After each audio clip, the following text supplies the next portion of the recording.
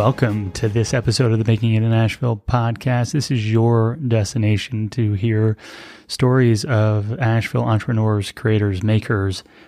We typically will sit down with at least one person like that, ask them what they're making and how they are making it in Asheville. And this week we're going to change things up just a tiny bit. We have officially with this episode completed episode 88, and which is the final episode of season 6 of the Making It in Asheville podcast.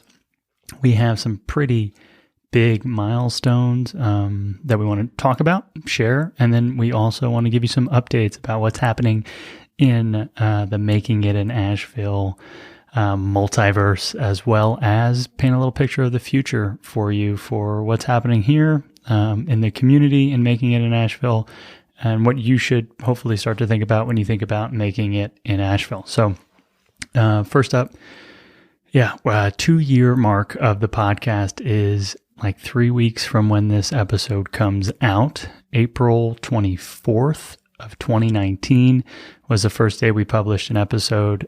Since then, we really, I think, have only missed 13 weeks. We took Q2 of last year, 2020, off at the start of the pandemic. There were just so many variables at that time that we weren't sure exactly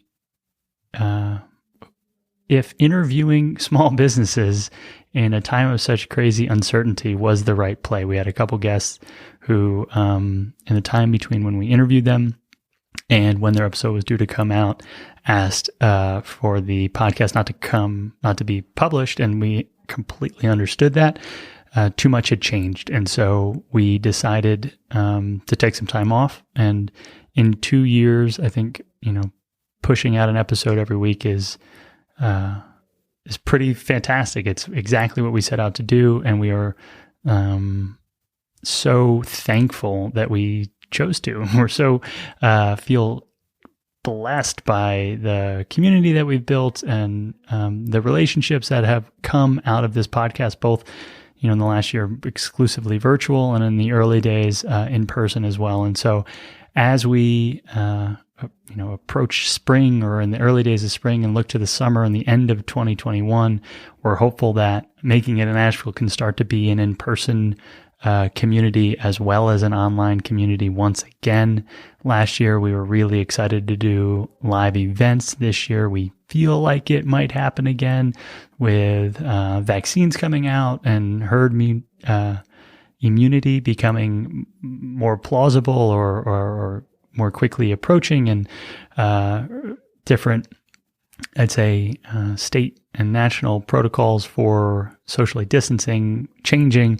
We're hopeful to potentially see your smiling face in person in the weeks and months ahead.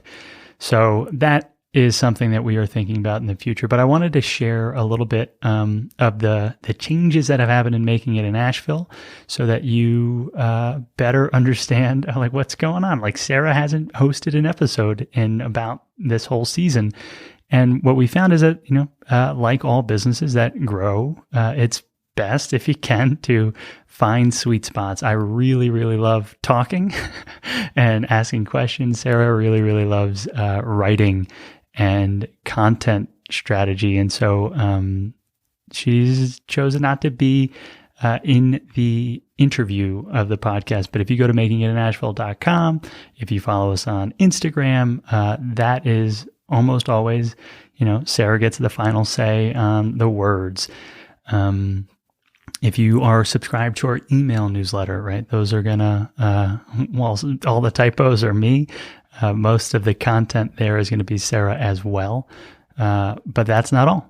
Making It in Asheville has grown in the last year. So we have now a 2-person, outside of Sarah and I, production team. Laura Schechter and John Dupree have had a hand in, I want to say, the last 20 or more episodes, maybe 26, if it's been 2 full seasons, and it might be.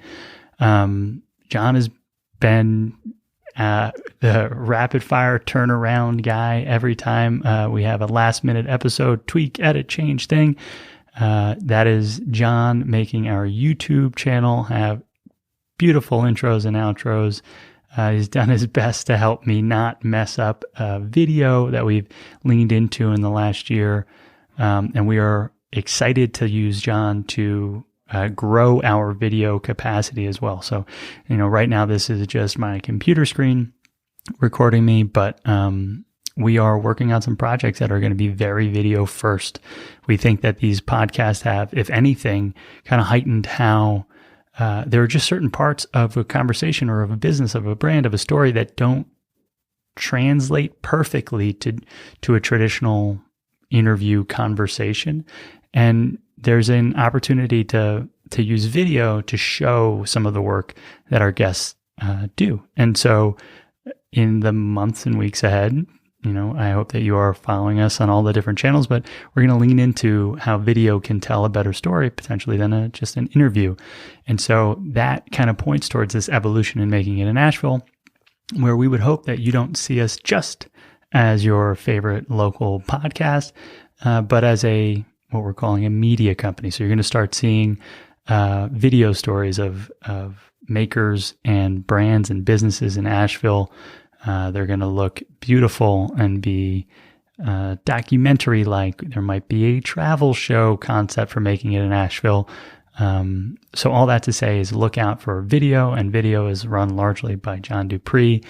Our scheduling, our communications, our DMs on Instagram have largely been taken over by Laura, who is our community director, community manager extraordinaire. And so we have season 7 locked, ready to rock. We have guests lined up, episodes recorded, and this is a beautiful thing. This is not where we were 2 years ago when we were just getting started, and we are, because of this team, very, very, very, very excited about the future.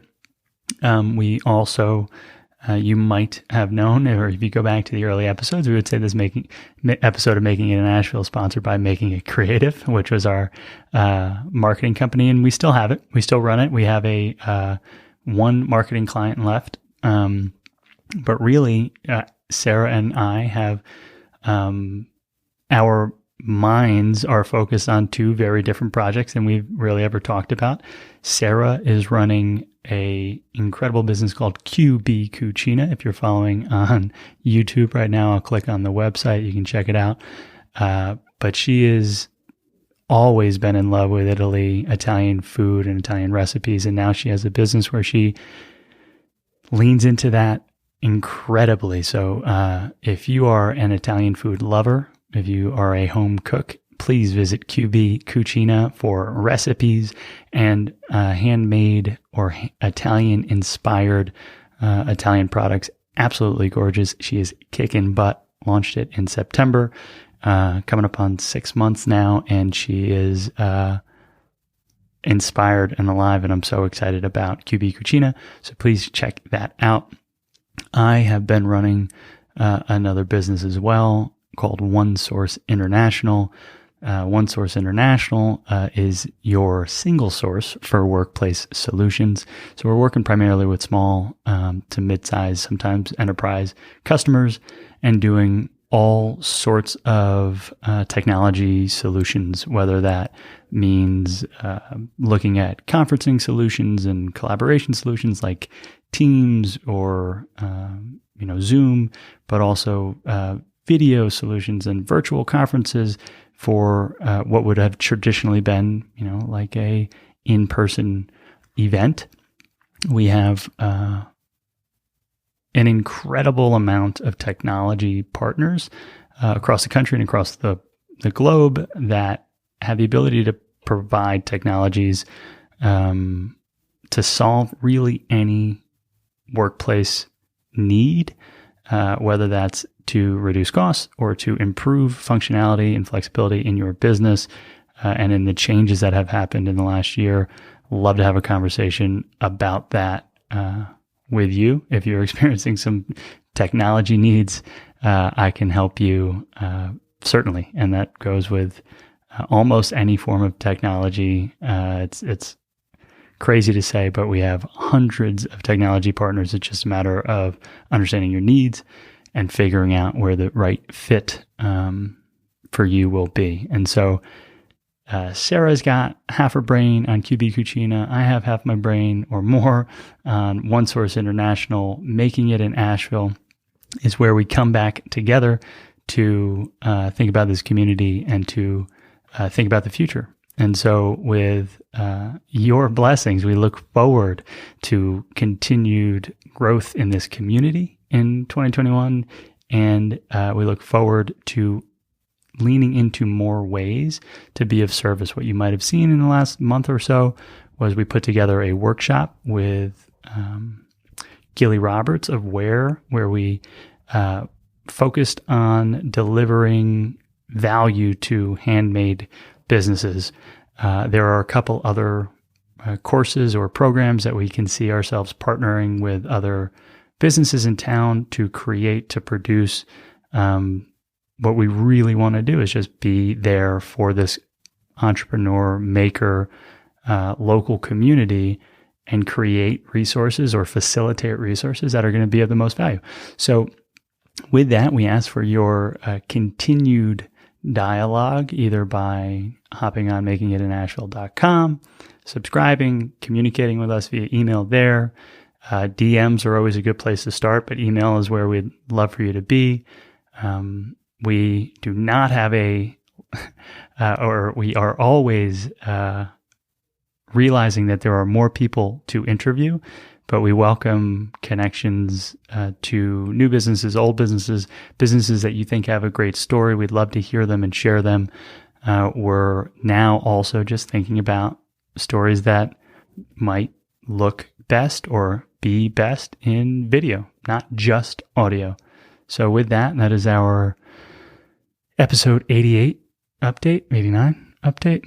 Let's find out. Podcast episode number 80.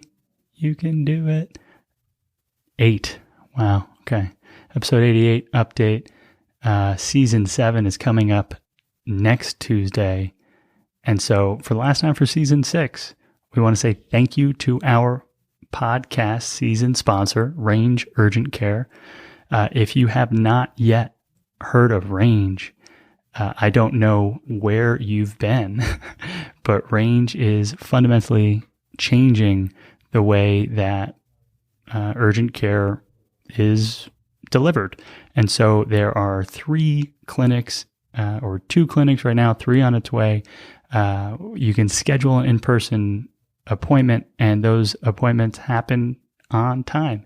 You can also be seen virtually, and they just this year or in the last year launched in-home visits. So going back to the old doctor coming to you.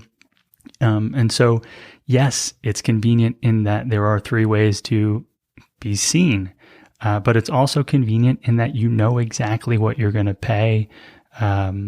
The model is $149 for a visit, no matter what you might need, whether that's x-rays or assessments that aren't critical, aren't emergency room needs. You can be seen on time when you expect to be seen.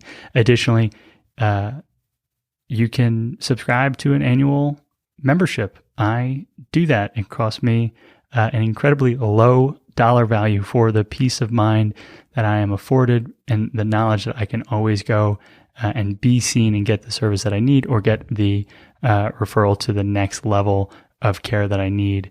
Range has done an incredible job serving the community through COVID, through this pandemic, and we are so thankful that they choose to put some dollars into our bank account so that we can make this podcast possible. If you would like to learn more about Range, you can visit rangeurgentcare.com or visit makingitinasheville.com/range. We have a special discount offered on that page where you are able to get 1 month free for any level of their annual membership. So there are family tiers and professional tiers, and we really think it's worth looking at. No matter what your insurance looks like today, I am confident that you will be covered or be able to make it work at Range. let them know we sent you when you check it out.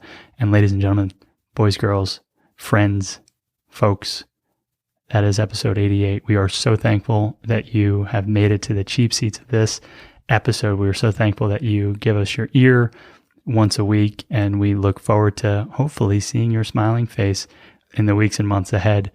Thank you again. Talk soon.